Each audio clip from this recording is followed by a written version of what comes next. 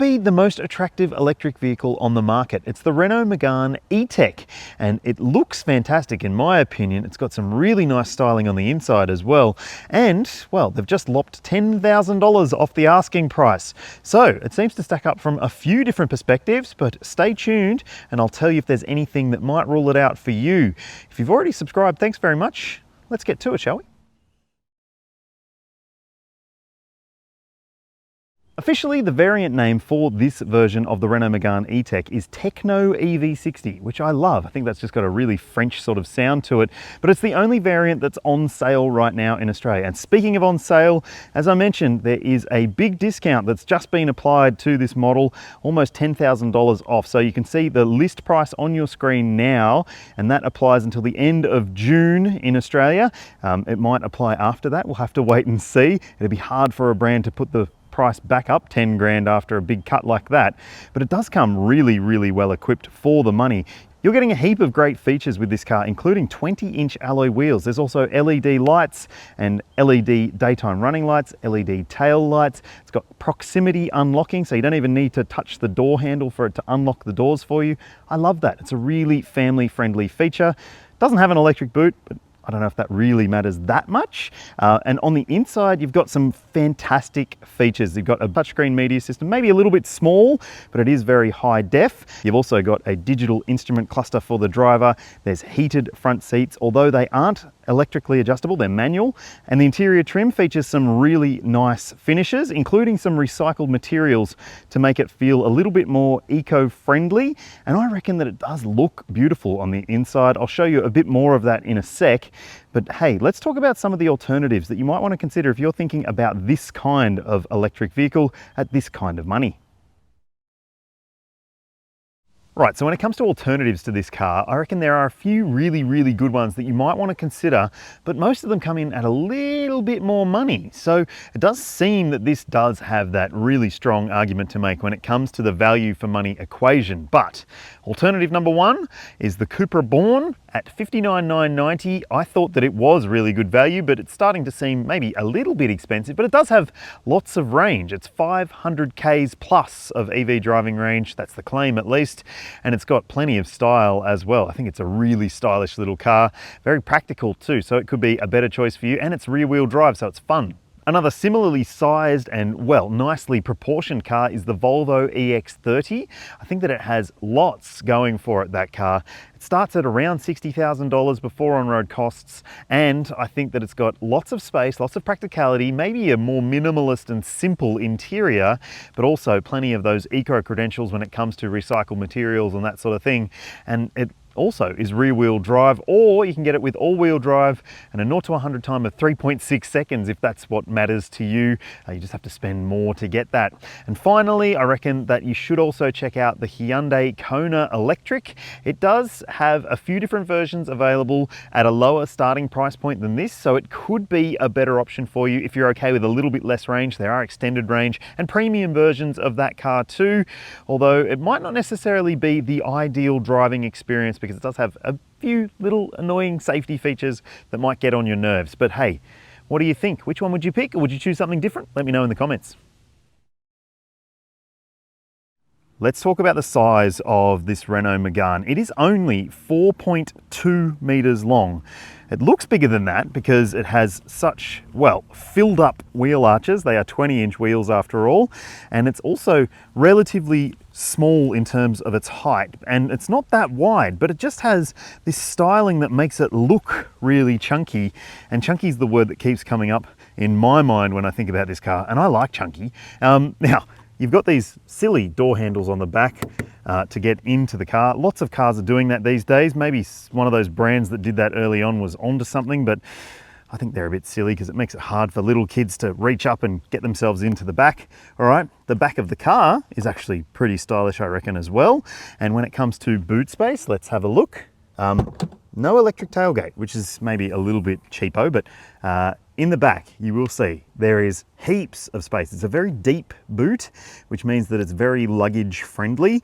And it's also got a hidden compartment underneath the boot floor. So down here is where you can store your charging cables, as you can see, or maybe you can hide your contraband.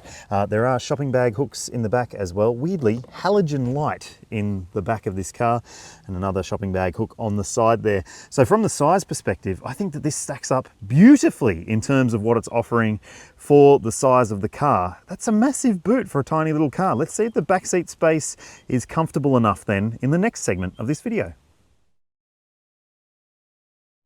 So this is what it's like to sit in the driver's seat of the Renault Megane E-Tech, and I think that it has a really nice vibe in here in terms of the design and also in terms of the materials.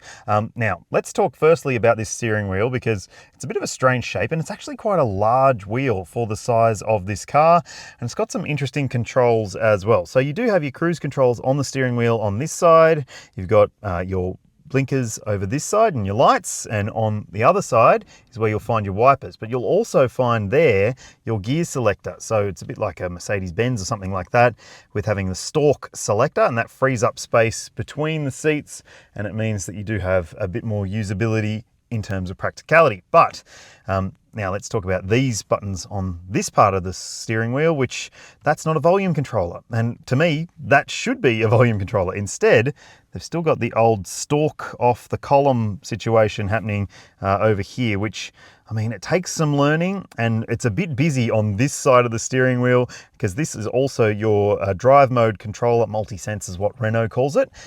And yeah, I mean, it's a bit of a busy driving experience in terms of the steering wheel. You've also got your digital instrument display up there, and you can change the view on the screen as well. So you can tailor it basically to what you want. It's not the most configurable screen, but there is a fair bit going on this screen over here. So let's have a look. You've got Apple CarPlay wirelessly connected here. This is a pretty simple sort of layout. And one thing that I don't love is that you don't have a dial for your volume control. So you have to press this little button on the side if you want to adjust the volume. And it's a bit fiddly to do that, whether you're a passenger or you're driving the car, and that in combination with that little stalk on the other side, not ideal. But now you do have a panel of controls here for your air conditioning. I'll just show you, this is your fan speed, and yes, it's a bit noisier when the fan's on, so that's why I had it off. You've got your temperature dual zone as well, so you've got a little toggle switch there to adjust that. And you'll also find that you've got a steering wheel heat button, and your seat heating buttons are there as well. So look, for me, I think that it's a pretty simple layout and pretty easy to get your head around. But that's if you're just using this car with Apple CarPlay on. If you want to dive a little deeper into the screens, there's actually quite a lot of stuff going on in these screens that you might want to play around with. I haven't honestly played that much with the screen because it just connects up to Apple CarPlay pretty simply, and you do have an air purifier system as well, which is a nice thing to have. Now, let's talk about this rear vision mirror. It's a bit of a weird shape, and it eats into your view out of the car, but that's because it's a digital camera mirror as well. So Renault knows that the view out the back is not as good as it could be. You can see for yourself there. So they've got this digital camera mirror as some kind of solution for that, but it's just a little bit off-putting at times because it's so big and it's a very bright display. It's also not the crispest display as well. Now let me just show you the reversing camera display, because I don't think it's very good. In fact, I'm just going to zoom in to show you. The quality of that image is a little bit lacking. I would say that's about 10 years ago levels of resolution. So that's not fantastic, and there is no surround view camera system for this car either. So that might be a bit of an issue for you. Just depends on how comfortable you are parking a car. Here is a wireless phone charger. Down here you've got a couple of storage nooks and crannies. There's a big storage area there for a handbag or something like that. You've got these movable sections here, and you've also got, oh, didn't put that in very straight. You've also got a cup holder down here and a little storage tray up here too. Plus a covered center console bin too, which does mean that you do have a little bit of hidey hole storage. And in the doors there are lined pockets for bottles and so forth. And this trim on the seats, I love it, but I mean, some people might wish that they were getting leather or even fake leather trim for this kind of money. There are some leatherish elements to the outside. There is Alcantara trim on the doors, and there's also an ambient light strip on both doors that runs across the dash as well. And I love this finish up here, which is a recycled material finish. And I do think that this has a level of French chic and minimalist, but still very, very plush feel to it. So let's jump in the back and see what the space is like. If you've got tall teens, they might find it a little bit squeezy in the back because it's not necessarily the most amount of headroom, and it's a dark headliner, so it does make it feel a little bit gloomy in here. Also, watch your head getting in and out because that is a very low ceiling height. Now let me show you some of the other elements of the space here. You've also got, well, a decent amount of knee room for my height, just an inch or two in front of my knees, but my toes are tucked tight in underneath there. You've got map pockets on the seat backs. There are directional air vents, which is good to see, and you've also got a couple of USB ports down there as well. And as you can see, I've got my daughter's child seat fit here, so you do have ISOFIX points in the window seats and top tether points for all three seats as well. There's no flip down armrest or anything like that, and you don't get any sort of other loose item storage apart from the map pockets and those door pockets as well. So it's sort of okay, but not amazing. Under the bonnet of the Megane E-Tech is a single electric motor. It's a front mounted unit, so it's a front wheel drive car with a single speed transmission. The outputs are 160 kilowatts and 300 Newton meters, which I think is actually a pretty decent amount. And it means a 0 to 100 claim of 7.4 seconds. So not the fastest hatchback in this segment, but I don't think it's trying to be either. Now, it's also got a braked towing capacity and an unbraked towing capacity figure, which you'll see on your screen now. And that means that if you want to put a box trailer or something on the back, then you can. But just don't go thinking that you're going to tow the big van around Australia with this little beastie. Now let's talk about range and efficiency, because maybe that power detriment or the acceleration detriment does come at a gain when it comes to those things. Your charge port for the Renault Megane E-Tech is on the front quarter panel, and it just pops open like so. You'll see the maximum AC charge rate on your screen, and that means that you should be able to do an overnight charge from 0 to 100% at 7.4 kilowatts on a wall box. And you can set a timer as well. So you can do that through the screen on the inside of the car. There's also DC charging, as you would expect, at a maximum rate of 130 kilowatts. And that means that just over half an hour from 15 to 80% if you can find a fast charger that's working. So I think that that's a pretty decent combo in terms of charging. And when it comes to the battery pack, well, it does have a pretty decent size battery capacity. And when it launched, it had the thinnest battery pack of any model to date. And it's also an NMC battery pack as well. The WLTP rated range is just over 450 kilometers, so that does seem pretty good if you can achieve it. And I'll tell you what I saw in terms of the efficiency when we get to that section later on in the video. Straight off the bat, I'm just going to call out the fact that this car doesn't irritate me to drive. So many other new cars have safety tech that just gets in the way of the drive experience, but thankfully this car, it doesn't. It's got all the tech, but it just doesn't get on your nerves. And I love it for that. And in fact, I love the drive experience of this car. I think it's a really well-rounded and very thoughtful EV hatchback for, you know, urban drivers, for commuters, for people who live in regional areas. This thing could be the ideal car in those situations, no matter which situation you find yourself in. Obviously, if you need all-wheel drive, it's not going to tick that box for you. And if you prefer rear-wheel drive, well, you have to shop elsewhere as well. But for those who don't necessarily care, I think that this car does everything that you're going to need it to and more. And one of the things I like about it is the way that it steers and its road manners. I think that it's really, really nice and well behaved in terms of the dynamism of the car. It's not necessarily the most exciting car, but it's not trying to be, and I like that about it. And also, you do have a few different drive modes. I'm in comfort mode, so the steering's quite light and very much just manageable. But if you put it into sport mode, you get more out of the powertrain, but also the steering weights up a little bit, so it gets a different feel to it. But I don't necessarily think that this car calls for that, so I've been leaving it in comfort mode because that's the sort of car that this makes makes me feel like I'm driving. A comfortable car that's livable and likable, and in fact, like I said, a little bit lovable, more than a little bit lovable. Now, it does have, well, a slightly firmer feel to the car in terms of the road ride. So it does have a stiff underbody, and you can sort of feel that it doesn't have quite as much give in terms of the suspension over some bumpy sections of road, but I actually like the way that it rides. I think that it does have a fairly enjoyable experience more broadly in terms of the ride and the handling and the cornering ability of it and just the day-to-day livability. And I keep coming back to that. And look, there is a single pedal drive mode to a degree. It won't come to a full stop when you've got the regen brakes set to their most aggressive setting, unless you are sort of facing up a steep hill. It'll come down to about walking pace. So that is just something you want to keep in mind. Some other cars do have the full come to a stop single pedal driving mode, so you won't even need to touch the brakes, but this car doesn't. I just want to also call out though that the visibility from the driver's seat could be way better. There's not much of a view out the back window, so that leaves something to be desired in its own right. And you do have this digital camera mirror, which is a little bit too intrusive in terms of the size of it, and also it does have, well, not the crispest image. Same with the reversing camera, and I think that there's things that could be improved in terms of the urban manners in that regard.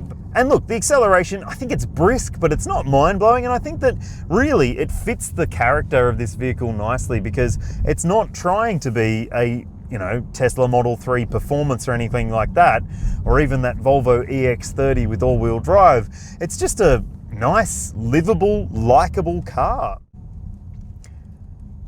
Okay, on your screen you'll see the official combined consumption figure, the WLTP rated number in terms of kilowatt hours per 100 kilometers. Just like petrol or diesel, the lower the number the better, and for a front wheel drive EV like this, that is a pretty low number. And I'll just add that this isn't a very heavy electric vehicle, so that obviously plays into the efficiency factor a little bit. Now, if you're wondering what I've seen across my mix of driving, which includes the daycare drop-off, a few runs in and out of the city from the Blue Mountains, and a few other errands here and there, you'll see the number on your screen now. And yep, I was impressed with that. I think that this is a real-world efficient electric car, and I just really, really like this car to drive. I think it'd be a pleasure to live with. The Megane E-Tech achieved the maximum 5-star ANCAP safety rating based on 2022 Euro NCAP testing, and it does come with all the tech that you would expect to achieve that kind of score. Things like autonomous emergency braking with pedestrian and cyclist detection. There's also a lane keeping assistance feature. There's blind spot monitoring and rear cross traffic alert, rear autonomous emergency braking as well. And you've also got front and rear parking sensors and a reversing camera. Now, the camera system leaves a little bit to be desired. Maybe they've learnt too many lessons from touch parking in Paris, but it could be a better camera system when it comes to seeing out the back of this car. Now, there is also that digital rear view mirror camera as well, which, well, it's also something that could be improved. It does make it a bit difficult, even though it is trying to improve things. But it's also got 7 airbags, dual front, side, and full length curtain coverage, as well as a front center airbag too. But I will say that this car doesn't annoy me when it comes to the safety tech, and that is a really big tick in my book. There is a speed sign detection system, but it doesn't beep at you all the time. And well, the lane keeping system, it's not pushy either. So I like the way that it's been implemented in this car. This car comes with a 5-year unlimited kilometre warranty, and there's an 8-year 160,000 kilometre warranty for the battery pack as well. Now, servicing intervals? Well, long, 12 months or 30,000 kilometers in terms of the service intervals for this car. And it's not too expensive to service either. Over 150,000 kilometers, the average price per year is just over 315 bucks. So it might make a lot of sense for you if you are planning to buy an EV like this for your business or as a fleet vehicle, or even if you are planning to do rideshare or something like that. And you also get 5 years of roadside assistance included. Nice. I've thoroughly enjoyed my time in the Renault Megane E-Tech. I think it's a really good electric hatchback, great size, very drivable and very livable, and none of those annoying safety features that do make the experience of some other cars, well, a little bit less palatable. And speaking of palatable, I hope they keep this price, maybe even lower it a little bit more, because this should be on your shortlist in my opinion. Tell me your thoughts in the comments section below, and if you've already subscribed, thanks very much. If you haven't, please do, it helps a lot. I'll see you in the next one.